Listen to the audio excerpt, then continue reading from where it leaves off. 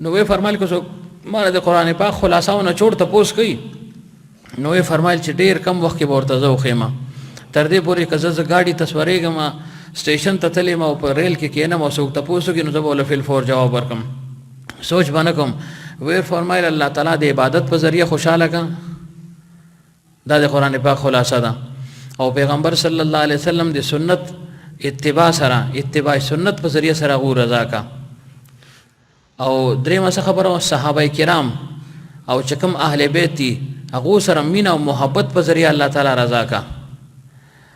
یا د هغو مینه او محبت دا د قرآن پاک نه جوړ دی او څلورمه خبره وی فرمایي چې خدمت خلق د خلقو خدمت وکړه بس دا د قرآن پاک خلاصه ده چې دا د قرآن پاک خلاصه ده چې شریعت باندې عمل کوي سنت باندې عمل کوي صحابو محبت په زړه کې ساتي او د خلقو